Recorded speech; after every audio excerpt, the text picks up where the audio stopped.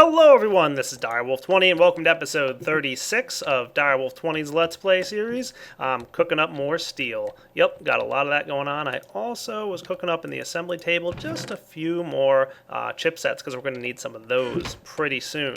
What I've been working on in the interim between last episode and this one has been a little bit with bees. I've been kind of babysitting these guys for now, because it's still a manual process. So you can see my queen has just died here, so I'm going to turn her back into another princess, and drone makes a new queen. You can see some of the impregnated frames are starting to get weakened, so I'm going to have to get a few more of those. Not much progress has been made otherwise. Not really been doing too much with these guys, because I'm waiting until I get something really useful that's going to help out a lot. And then I'm going to be able to start automating this whole system. But we're still waiting a little bit on that.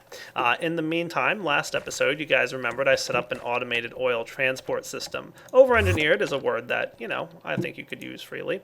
You can see the tank cart here full of oil, and I did confirm with Covert Jaguar that the issue where the liquid loader was not holding the tank cart there and letting it go before it was full, that is a bug in the current version of Railcraft. So you should know that that is a bug and will be getting fixed in the next version. So, maybe even by the time, this video comes out, it might be fixed already in the public version of the Direwolf20 pack. If not, it'll be pretty soon. Also, kicked off my rubber tree farm once again. Just threw another stack of the stuff in here. Rubber, like I said, accumulates very quickly, so it's not a bad idea to just, manually tend to these peat-fired engines. I haven't automated it on purpose, just because, like I said, it'll, really quickly overload my system if I just let that run all the time constantly. Not too shabby, though. This episode, I'd like to do some automation stuff. So we're going to get pretty heavy into buildcraft and some of the ways that you can automate things using pipes. You've seen a lot of it already, but we're going to go a little bit deeper into making things extremely automated and, customizable and sorting with buildcraft stuff. So I'm waiting right now for a little bit more from my bees, and then hopefully pretty soon I'll be able to get started with it. All right, guys, we'll be back in a few when we're ready with all the cool bee stuff. Alright guys, we just got lucky with another piece of propolis. Now this is the stuff that we really need if we want to start automating bees. Trust me, it's the most efficient way to get things done. So it's time to look at what we can do with this stuff. Alright, let's do it. I'm going to first start off by automating my drones here, my tropical drones. In order to sort bees, because bees are like a really special kind of item, there's so many different breeds and different types and different traits, we can't really just sort using a diamond pipe like you've seen in the past. We're going to have to use something called an apiarist's pipe, which is a diamond pipe with some of this propolis around it. Now, unfortunately, it requires 2 propolis per apiarist pipe, but don't worry, there's some bees that we're going to get access to later on that are going to produce way more propolis than these jungle bees do. They're extremely uncommon to get propolis from them, as you've seen. It take, let's see, I've already gotten 25 honey drops in the time, and I've only gotten the 2 propolis. So it's very rare from these guys, but don't worry, there's plenty more where that came from. So now that I have this, I'm probably going to want to get at least an autarkic gate. I should also sleep through the night, just to make sure that my bees continue to run, because at the moment they can only run during the daytime. But don't worry, we're going to also take care of that. So what do we got down here in my chest? I do have some gates. I'm going to turn these guys into autarkic gates. So I'm going to pull out all my redstone and pulsating chipsets that I made here and go ahead and let this thing cook up. Now remember, I did put 9 lasers up here on the ceiling, so it does run awfully quickly. If you guys are watching the multiplayer series, you'll see a assembly table that has 18 lasers on it, so it's a little bit faster than this one, about twice as fast, but that's fine. This one works just well enough for the single player. So let's go ahead and set up the autarkic gate here, because this is going to run really nicely for us. Autarkic gates are just so cool. Also, just in case you guys didn't know, CPW has recently buffed autarkic gates. They're not in the version of the pack just yet, but they will be extremely soon. Alright, so we've got the apiarist pipe here. So what this thing is going to do is it's going to pump items out of these slots here. It's going to pump out both the honeycombs that are being created, these things, as well as the drones and princesses when they die. But it won't pump out of these 2 slots, so don't worry. So that's an important thing to note. We're going to want to dig under the ground here, and I'm going to set it up so that this apiary automatically feeds itself. So right now what happens happens whenever the queen dies, we have to manually put the princess and drone back in. And a queen dies like every couple minutes. I mean, it's happening all the time. Look at them. They're almost already low on health again from just a few minutes ago when I put them in. So it's a really good idea to go ahead and automate this process. So in order to do that, I'm going to use the apiarist's pipe. Now this thing works very similarly to a diamond pipe. So I'm going to actually clear out a little bit of space here, and I'm going to put the golden transport pipes over here on the side. Just so you can see, just like a diamond pipe, apiarist pipe has a bunch of different colors on it, and every side has its own color, just like the diamond pipe. Cool? And those colors correspond to the interface that you're about to see. The GUI, if you will, or the GUI.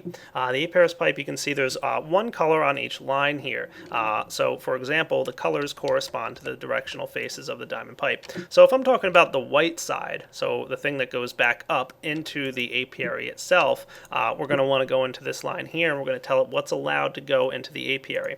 We don't want anything going in there. That's not going to work. And we don't want items going in there. We actually want bees to go in there. So what's going to happen is the jungle bee, the purebred queen and princess, is going to get pumped out, or the princess and drone for that matter, is going to get pumped out with the wooden pipe. It's going to come down here. It's going to get to the apiarist pipe, and it's going to say, all right, I've got a bee. What do I do with it? And the apiarist pipe says, any bee that comes to this pipe, try and put it in the block above. And what's going to happen is if it's a princess, it's going to go here. And if it's a drone, it's going to go here. And if it can't fit anywhere, it's going to go down one of the other lines that is available to it. So the yellow line right here is currently closed. Nothing is allowed to go back this direction. It's actually the red line. You can see there's a little bit of red over there. That's the one we want to worry about. We're going to say anything can go down that path. Now, anything is pretty broad, so it's going to, it's going to try and put things back into the apiary first before it tries to go down the anything path, just because the bee is a little bit more specific than the anything path. So what should happen is if the bee for whatever reason can't fit inside the apiary,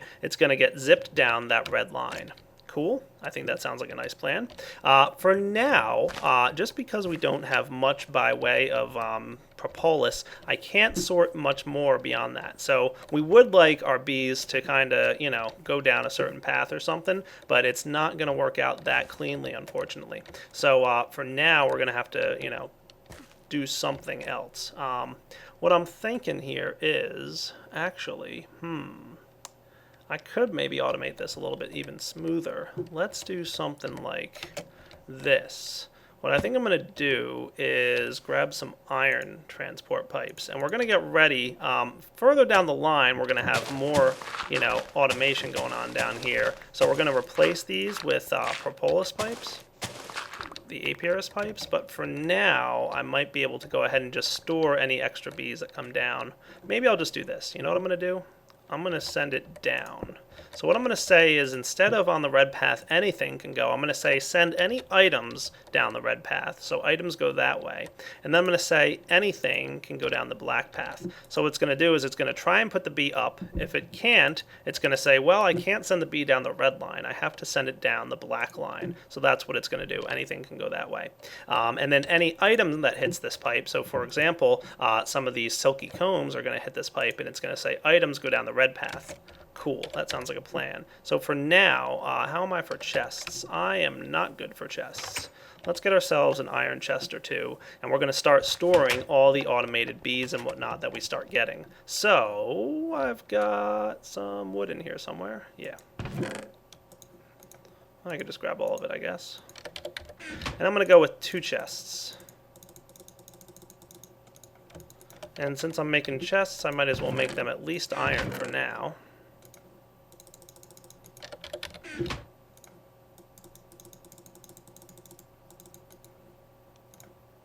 And there we go, 2 iron chests. Awesome.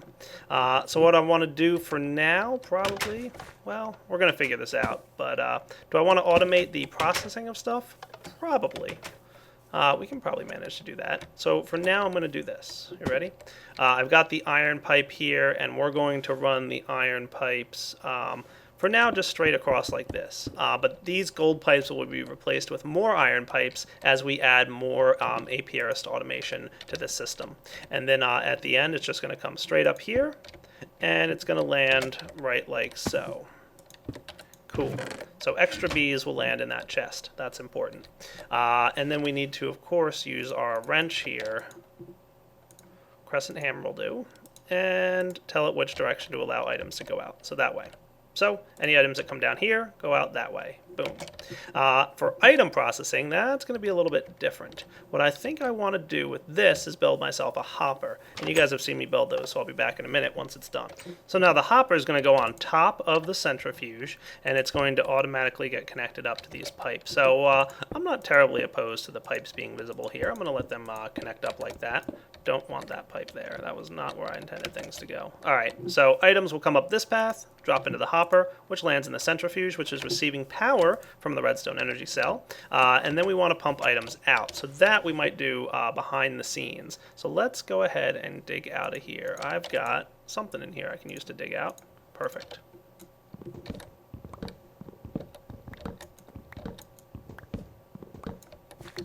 So I'm thinking, let's do something along these lines. I want to get a wooden transport pipe here, and I'm probably going to want to dig down underneath the ground. Cool. So we'll make this all fancy looking. So let's just run straight down here with the golden transport pipes. And for now, we're probably going to expand the system and make it a little bit more complicated later on, but for now it's real simple. Just want to do this. Cool. And then we can close up most of this wall.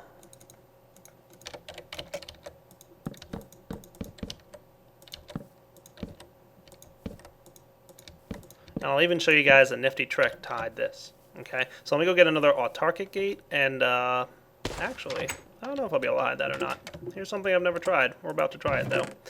So yeah, I've got another gate. We're going to get ourselves another autarkic gate. And while this is running, because I want to have a couple extra gates here, I'm going to go ahead and throw these guys in, and we're just going to let regular gates get crafted. 3 of them at least, for now. Maybe a few more. Why not? You know, just to be cool and everything. Might as well create some more redstone chipsets if we're using up some of our gates. This way, you know, when I'm here and I want to get gates real quick, I don't have to wait for them to be made. Okay, off this way we go. I'm going to find out in a minute here if I can show you guys a nifty way to hide this pipe. But for now, we're just going to say, once you have items in here, go ahead and just pull them out. And we're going to set this to redstone signal off, energy pulsar. That way it's always running. Cool. So what do you say we give this thing a try? This should work rather smoothly. We've got a princess and some drones in here, and we've got some silky combs, so we should be able to go ahead and just activate this thing. So let's do it. I'm going to say redstone signal off, energy pulsar, and we should start seeing something getting pulled out of here if we watch closely. Is it the drones? Yeah, there they are. So you can see the drones are going through. Now, it's just a display bug, the way Sengir crafts his coding here. Oh, look, it couldn't fit the drone inside here. There was already a drone there. Some drones do stack, but they have to have exactly the same types of data. So if the data on the drone is not exactly the same, they won't stack. So it is trying to go up first, but it's going to fail. So it's going to keep going off that way because it can't fit up here. Some of these other drones might fit. We're about to see. No, maybe not. Okay, that's cool. Not a big deal. Oh, look, here come the items now. The items should go down the red path. Let's see what happens. Cool. They did. Excellent. Not bad at all. Now, they're going to get hoppered directly into the centrifuge, and then the redstone signal on the centrifuge is going to go ahead and pull them out. And look, here goes the princess. We got here just in time to watch. The princess should land up, right? Yay, it did. So now our princesses and drones are automatically being inserted, and they're going to automatically start running again. Of course, it's nighttime, so that's not going to happen, and we've got some extra silky propolis in here, which will slowly but surely get pulled out by the wooden transport pipe. Excellent. And it's all going to get stored in this chest. So you can see the honey drops and the silky propolis getting stored in the chest there. I'll hang on to that drone in there for now, that's fine. And our extra drones landed over here on this side of things. Cool. Everything worked exactly as planned. I like when that happens. Makes me happy. Now, if I wanted to, I could make this system even a little fancier. Why don't I do that? Yeah, I'm going to make this system a little bit cool. So what I'm going to do here, guys, is change up a little something here. Let's see, I should be able to pull this off like so. If I put down an iron pipe here and make sure that it's always going up, then that really didn't change anything at all, right? Let's go ahead and pop through the wall here just to show you from the other perspective.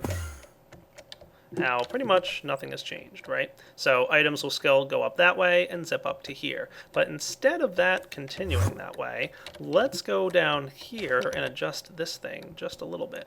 I'm going to knock this guy off and put a diamond pipe here. And then we're going to put some gold piping like this.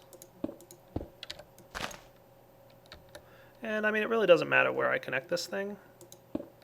That's fine. And from there, items will flow up. Cool. And this pipe, we can just say, hey, if you are silky propolis, go ahead and flow down the yellow path. So what's going to happen is an item's going to come down here, and just like diamond pipe mechanics, if it's silky propolis, it'll go left, and anything that's not silky propolis won't go back up, because nothing will go back up a pipe the way it came in. It'll have to go to the green path. So everything else will go green. So any silky propolis that gets pumped out of here will go straight back into the thing. And we've already got some in, so I'm going to turn the gate back on. I turned it off temporarily to, keep an eye on it. So let's watch this happen, right? So honey drops should land right in there. And they should go down and zip off to the right, which it does appear it did. Cool. Here comes another honey drop heading off to the right. Cool. And then the sulky propolis should show up, and it should head back to the left. Hooray! And it goes right back into the hopper, where it then gets shot down and is processed, and hey, we got another piece of propolis. Awesome. I'm going to go ahead and process the other silky propolis that we got meanwhile. So now we've gone ahead and extra automated this system. It's even more automated in that any silky propolis that shows up here will automatically be taken care of. That is cool. Fancy. So at this point, we've just automated our tropical queen. We can't, unfortunately, automate the insertion of impregnated frames into our apiaries. Those will always have to be manual. So whenever these things run out, we're going to have to manually put them back in. But that's not that big a deal. Otherwise, we're pretty well automated at this point, I'd say. So I'm going to tidy up this room, make it look nice again. Probably not going to be perfect. Cover this stuff up and maybe even some of these things. We want this to try and kind of keep it nice looking, right? We'll do our best. Okay. Yeah, it's not too bad. Cool. All right. So step one of bee automation is pretty much complete. We're going to have to wait until we get a little bit more silky, or regular propolis for that matter, before we can do much else by way of automation. But since we've now automated the tropical queen, we should come back here in a little bit and see at least a little bit of propolis going on. Nice. So while we're waiting on that stuff, we can go ahead and work on a few other projects. So there's a little something else I want to work on and show you guys. This is a brand new feature of forestry. It's completely new. New enough to the fact that I only have a basic grasp of what's all available and possible with it. So I'm almost going to be learning this along with you guys. Instead of using tin with our recipe, we're going to throw copper into this thing. And instead of getting a beealizer, we're going to get a treealizer. Sengir has recently added into forestry, like almost the last version or two, the ability to breed trees as well as bees. And these different trees can get you all kinds of really cool looking trees, as well as trees that produce some interesting stuff. You can get cherry trees and walnut trees, and it's just going to help us in the end. The cool thing about it is it's almost like something we don't even have to worry about. So let's go ahead and go into our treealizer here. You're still going to need some honey. So that is one downside, because we really don't have that much honey yet. But I'm still going to get myself just an oak sapling here, and you can see I've already got a hill cherry sapling. That's important to note. Those guys are pretty cool. Let's see what we can do with these. So why don't I go get some honey from my little farm over here. We're not going to have to get too much of this stuff. And I'm going to show you guys how trees breed. Now, you remember I found this hill cherry sapling in a chest. I think it might have come from the quarry that was running, if I remember correctly. Just steal a little bit of honey and throw it into my treealizer to analyze a tree. Now, vanilla oak saplings can be analyzed, and once they are analyzed, they'll actually change into another thing. It turns into an apple oak sapling, and it gets some more information about it. You can see it has all kinds of stuff like the saplings, how fast the fruit on it matures, the height of it, the width, how much it yields, and all kinds of other interesting facts facts, and also like what kind of areas it likes to be in and what kind of fruits it creates. Neat. There's a lot of stuff in here. There's some mutation information, what it's possible to produce. So for example, we all know that regular trees produce apples. Now the cherry sapling is pretty neat. It's slightly different. It has more information, more different stuff about it. Like it produces, in this case, it produces cherries. How cool is that? And you know, it supports and produces different things. So different trees can support different types of fruits and can actually grow different types of fruits. We're going to go ahead and plant this cherry sapling outside because it's really pretty cool. Cherry saplings are actually one of my favorites, so it's kind of neat that I got one. So we've got the hill cherry sapling. I'm just going to go plant it right outside my house. Let's say right about here. Nice. While I'm waiting for that guy to grow, I think I can use bone meal on it. I also want to show you guys how to breed your trees. It's really pretty easy. All you got to do is take two trees of different kinds. So for example, these trees here and those trees over there, and put them next to each other somewhere and have bees nearby producing. So I've got bees down here. Different bees have different ranges of stuff. I think it's one of the analyzable facts. So let's go ahead and sneak down here and take a look at this tropical drone in our beealyzer, which I think I threw in my chest. So here's one that we've already analyzed, right? One of the environments or settings here is the area that it affects, and I'm pretty sure this is the area of pollination. So how big of an area? So it can, in a 9 by 9 by 6 area, it can pollinate trees. How cool is that? And you'll notice it happening pretty quickly. Let me show you an example. Right here is an example of a leaf that was pollinated. So you can see that leaf totally stands out and looks different from all the other leaves in the tree. There's actually another one right over here that's also been pollinated. So see how this leaf right here just looks a little bit different. Cool. So one of the things you guys might be aware of, I would hope, after playing Minecraft and watching these video series for a while, is that every time you break a leaf, you're not guaranteed to get a sapling. And that's really kind of a nuisance, especially as you're waiting for this very slow process to occur, and all these, you know, it's a pretty low chance that you're going to get, you know, a sapling out of these leaves. Sengia thought of that and gave us a nifty item called a grafter. It's really simple to make, just 2 sticks and 1 piece of bronze. Unfortunately, it has a very small, limited number of uses. It can only work on the trees from forestry or trees that have been analyzed. So for example, I analyzed that sapling, that oak sapling, and if I were to grow the one that I analyzed, it's going to be like a slightly different type of tree, and this grafter will work on its leaves. But unfortunately, and I wish it did, it does not work on Thaumcraft leaves. So as often as I'm looking for Thaumcraft saplings, this item will not work on them. But it will work on these nifty leaves right here. So let's go ahead and break the ones around it, and we'll see that we're not getting anything out of it, as we would expect. Now if I break this leaf with the grafter, cool. I'm pretty much guaranteed to get something. Red spruce sapling, huh? That sounds neat. Let's go ahead and analyze this guy. Red spruce is the active species. It's also got an inactive species of apple oak, and you can see the height is average. So just like bees, there's 2 types of genes on it. It likes to grow in the light and in the plains as its native biome. It is not creating fruit, so this guy won't create fruit, but it's going to look, oh wait, maybe it is possible to produce fruit. I don't know why that has a strikeout on it. Supports, oh, this tree doesn't support stuff, so it's not actually going to produce it. Okay, cool. That makes some degree of sense. Let's go plant this thing and see how it works. Okay, and there we go. I'm actually going to get some bone meal here to try and check this out. So where do we got some bone meal? Probably in our mob drops chest. There we go, and through the wall. So let's try this stuff and see how we do with it. First off, I want to show you the cherry tree, because those are cool. Boom.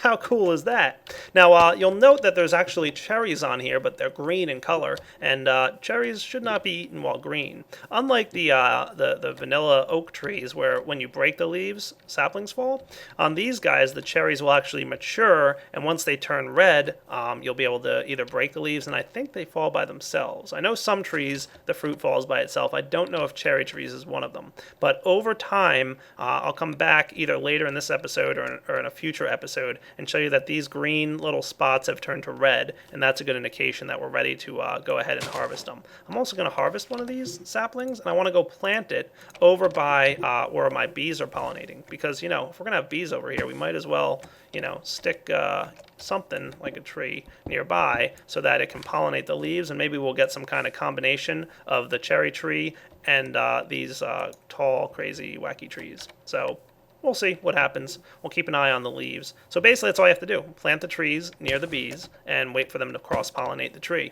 And then you'll be able to get some neat stuff. So I also want to check out this guy, the red spruce sapling. It's supposed to be medium height. So let's go ahead and just plant it nearby. Do I want to plant it near my trees over here? Sure, why not? So maybe I cut down this tree. So let's see. I want my axe of the stream thingy. Oh, there it is. I already had it out. Awesome.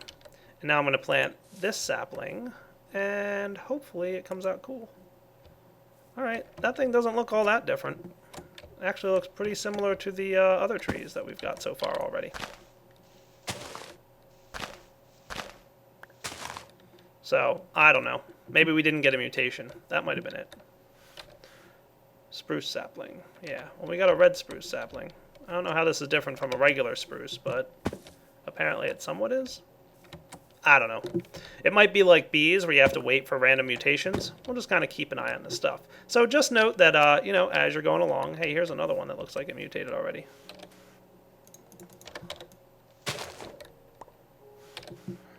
And that turned out to be some kind of apple oak sapling. So I guess these guys, yeah, apple oak and red spruce. Okay, I see. So that's a crossbreed, but that is not a new species. I think that's true. Like I said, a little rusty, but I'm guessing it works very much the same way as bees. So we did not get a new species of tree there. We just got a crossbreed between two types of trees. Okay, that's fine by me. We got a cherry tree. I'm happy. These guys are cool looking. And we're going to check out some forestry farms later on down the line once we have access to them, because there's going to be some new stuff you can do. You can already see these colors. I don't know if it's me, but they look like they're getting darker already. Maybe it's just my imagination. And guys, I just came back to check on my tropical queen and found out that her impregnated frames have broken. So they're destroyed, and I had to create some brand new ones using some of my seed oil. And while doing that, it came to my attention that I do not have nearly enough seed oil. I need a lot more. So I think I'm actually going to start replacing some of the stuff out there. Like, I just threw another stack of seeds in here, and we really don't have enough seed oil. Like, I'm going to need a lot more if I'm going to get into some of the more advanced stuff. So I need to start working on some more of that. So what do I got here in the planted chest? Do I have plenty of potatoes and carrots now? I don't have any potatoes. Alright, I have a lot of carrots though, so that's good. Like, those were a nuisance to find. How am I doing otherwise? Just lots of seeds. Okay, well I do have a lot of seeds planted here. Whoops, that was a mistake. Somehow I always manage to do that too. We've got another stack, so that's at least good. These guys are doing a good job of taking care of things. Might want a more dedicated farm for seeds. I don't know, we'll see. Because I think a lot of these are carrots here. Let's see. That's carrot, carrot. I think I made this whole thing carrot. Alright, I was very inconsistent when I was making this farm, wasn't I?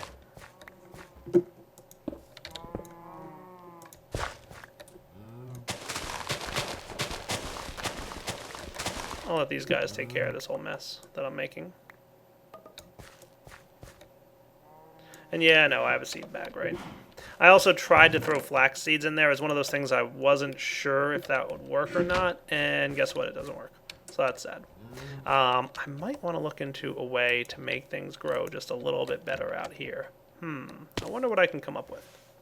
Alright guys, I need to figure out a way to get more seed oil. Right now I've got two options. Well, right now I've got one option, but overall I've got two. Really the best way to get seed oil is either seeds, which I'm collecting some of thanks to my seed wheat farm here.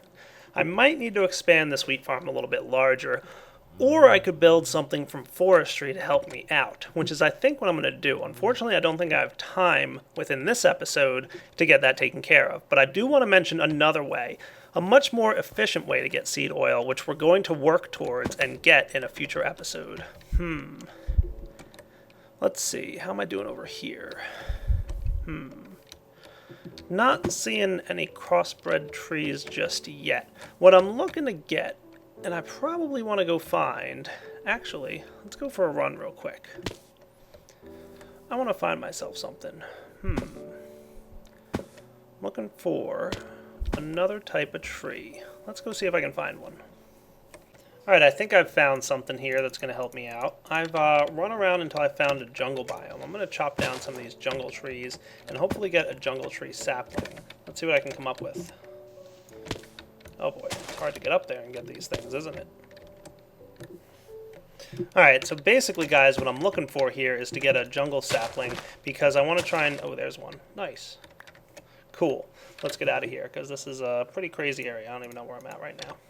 What I'm looking to do is get a jungle sapling, because I don't know what trees I need to breed for what I want to do. But long story short, where's this lead? Oh, okay, that's cool. That'll work.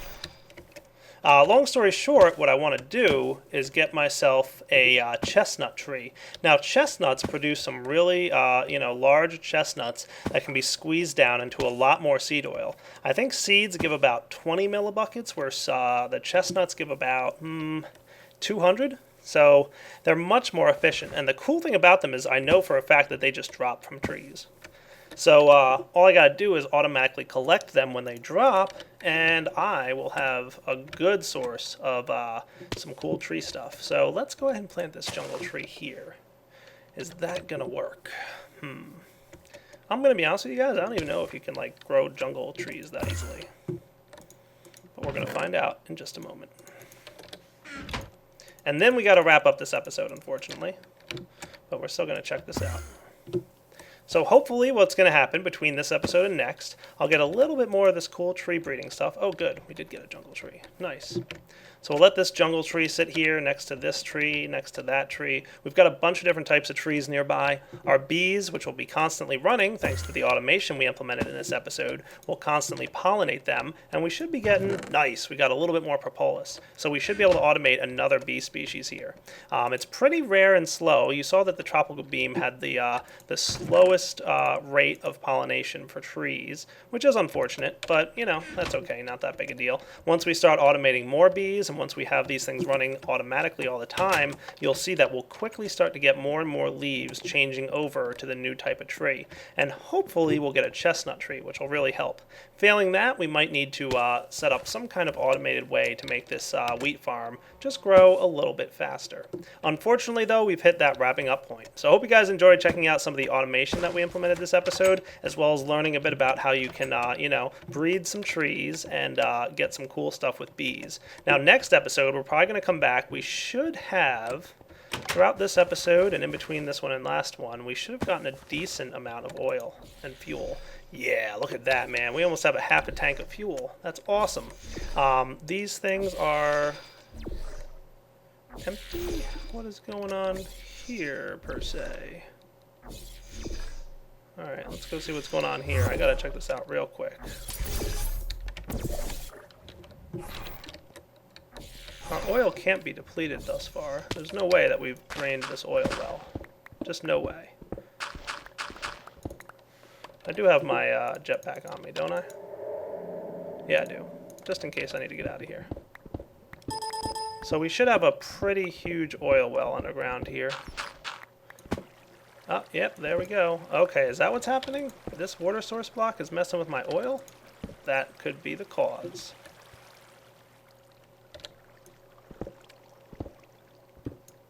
It might have been, actually, as a matter of fact. There we go, it's running again. I think that water source block was what was messing with my oil. Ha! Alright. See, you gotta keep an eye on these oil wells. But there should be plenty more oil down there. So let's fly our way out of here.